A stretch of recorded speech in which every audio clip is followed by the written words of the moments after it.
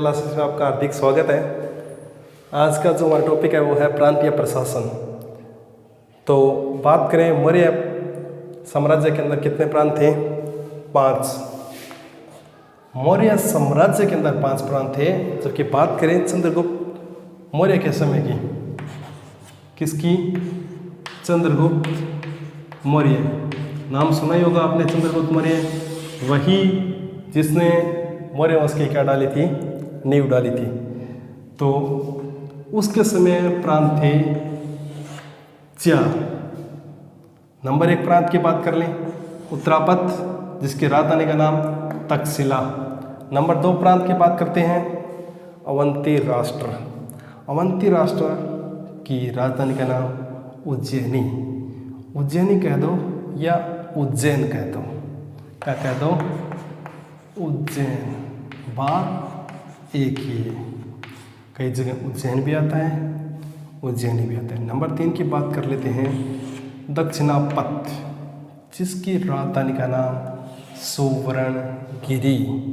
Number 4 की बात कर लेते हैं प्रांत की, उस प्रांत का नाम है मध्य देश और इसकी राजधानी का नाम पाटलिपुत्र। वर्तमान में जो पटना है उसे ही पहले पाटलिपुत्र कहा जाता था। बात करें, ये थे चंद्रगुप्त मौर्य के समय 4 प्रांत। बात करते हैं 5वें प्रांत की। तो 5वां प्रांत जो था वो किसके समय आया? एक महान राजा, उस महान राजा का नाम आज भी हम जानते हैं, क्या? अशोक। तो अशोक जो था उसके समय 5वां प्रांत बना था, उस प्रांत का नाम है कलिंग।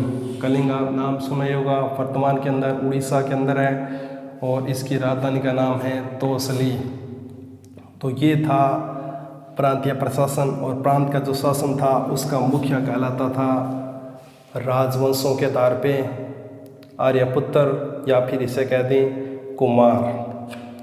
और इसकी जो सबसे छोटी इकाई थी उसका नाम था गोप। गोप कितने गांवों से मिलकर बना होता था? 10 गांवों से मिलकर, उसे क्या कहते थे? गोप। तो यह था हमारा प्रांतीय प्रशासन। इसके बाद ये बात करते हैं नगर प्रशासन की। नगर प्रशासन कितनी समितियां? 6 समितियां। कितने सदस्य? 30 सदस्य। मतलब प्रत्येक समिति के अंदर कितने सदस्य हो जाएंगे? 5 गुणा 6 बराबर 30। मतलब एक समिति के अंदर कितने सदस्य होंगे? 5 सदस्य होंगे। पहली समिति का नाम है, देखो याद करने का तरीका, सबसे पहले हमने क्या स्थापित किया? कोई उद्योग धंधा स्थापित किया, कोई उद्योग चलाया। अब देखो उद्योग चला लिया। दूसरी समिति है, उद्योग के अंदर व्यक्ति आएंगे, जैसे कि कहाँ से आ गए? विदेश से आ गए। तो दूसरी कौन सी हो जाएगी? सबसे पहले हमने क्या चलाया था? उद्योग। नंबर 2 पर उद्योग में काम करने के लिए व्यक्ति आए या फिर कहते हैं विदेशी आए। अब देखो, अब विदेशी आ गए, उनका हमें क्या करना पड़ेगा? पंजीकरण कराना पड़ेगा। तो हमने क्या करा दिया? उनका जन्म का पंजीकरण। नंबर 4 हमने उद्योग चलाया था, अब हमने क्या शुरू कर दिया? वहाँ से व्यापार भी शुरू कर दिया। तो नंबर 4 समिति कौन सी हो गई? किससे संबंधित? व्यापार से संबंधित। अब देखो हमने उद्योग चलाया है तो वस्तुएं बनाई है वहाँ पे। अब वस्तुएं जो बनाई है उनका निरीक्षण करेगा। तो मतलब चौथे के अंदर, 5वें के अंदर क्या आएगा? निर्मित वस्तुओं के विक्रय।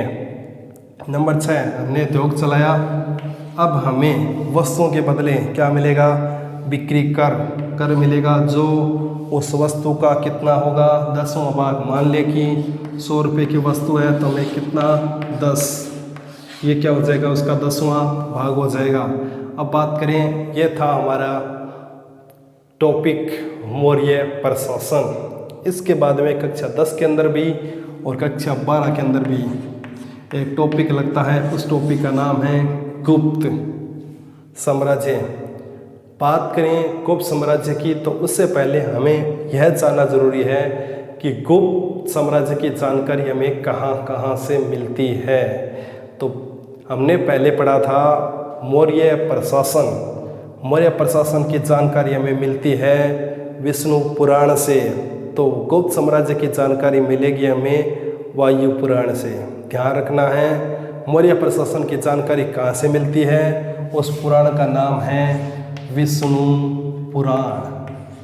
विष्णु पुराण से हमें अगर मौर्य वंश की जानकारी मिलती है तो ऐसा कौन सा वंश जिससे हमें वायु पुराण की जानकारी की जिससे हमें गुप्त साम्राज्य जानकारी मिलती है, वो है वायु पुराण। बात करें दूसरा ऐसा स्रोत जहाँ से हमें गुप्त साम्राज्य की जानकारी मिलती है, उसका नाम है मुद्रा राक्षस। किताब है किसके द्वारा रचित? विशाखदत्त के द्वारा रचित। अब बात कर लें कि एक ऐसा स्रोत या ऐसा गुप्त वंश का राजा जो विश्व प्रसिद्ध था, उस व्यक्ति का नाम था समुद्रगुप्त। तो समुद्रगुप्त की कौन सी प्रशस्ति? प्रयाग प्रशस्ति से हमें गुप्त साम्राज्य की जानकारी मिलती है। इसके बाद बात कर लें कुमारगुप्त का कौन सा अभिलेख? विलसड अभिलेख। विलसड अभिलेख से हमें किसकी जानकारी मिलती है? गुप्त साम्राज्य की। बात करें स्कंदगुप्त के वित्तीय अभिलेख, और आगे भी इसकी जानकारी रहेगी। वित्तीय अभिलेख ऐसा अभिलेख है जिससे हमें स्कंदगुप्त की विजयों का वर्णन मिलता है। और इसके बाद में अंतिम जानकारी का स्रोत चंद्रगुप्त सेकंड या विक्रमादित्य। इसे विक्रमादित्य भी कई बार आता है, विक्रमादित्य। और चंद्रगुप्त सेकंड का कौन सा अभिलेख? महरौली लोहस्तंभ अभिलेख, जहाँ से हमें गुप्त साम्राज्य की जानकारी मिलती है। अगर हमें इतना याद नहीं रहता तो कोई दिक्कत की बात नहीं, क्योंकि ये आगे आ जाएगा इनका वर्णन कि कहाँ से किसका उल्लेख मिलता है। समुद्रगुप्त के भी आगे जब हम बात करेंगे वहाँ प्रयाग प्रशस्ति आएगी, हरिसेन का भी नाम आएगा। कुमारगुप्त की जब बात करेंगे तो अभिलेख आएगा, कौन सा अभिलेख? विरसा अभिलेख। और जब स्कंदगुप्त की बात करेंगे तब भित्रीय अभिलेख आएगा जिसमें उसकी विजय का वर्णन मिलता है। बात करेंगे चंद्रगुप्त सेकंड की तब भी इसका आएगा महरौली लोहस्तंभ अभिलेख के बारे में जानकारी। तो ये तो था हमारा गुप्त साम्राज्य को जानने के स्रोत, लेकिन पहले ही याद हो जाए तो अच्छी बात है। तो सबसे पहले किससे जानकारी मिलती है? वायु पुराण और मौर्य वंश की, विष्णु पुराण, मुद्रा राक्षस, और वहाँ कौन सी थी? कौटिल्य की पुस्तक अर्थशास्त्र और मैगस्थनीज की पुस्तक इंडिका, वहाँ से मौर्य वंश की जानकारी मिल रही थी। यहाँ से हमें मुद्रा राक्षस जो किसके द्वारा रचित है? विशाखदत्त के द्वारा रचित है। यहाँ से हमें गुप्त साम्राज्य की जानकारी मिलती है। गुप्त साम्राज्य का काल ध्यान में रखना है हमें, कब से कब तक? 275 ईस्वी से लेके 550 ईस्वी तक। ये था हमारा आज का टॉपिक। कल का जो हमारा टॉपिक रहेगा वो रहेगा गुप्त साम्राज्य वंशावली, यानी श्री गुप्त से लेके स्कंदगुप्त तक हम चर्चा करेंगे।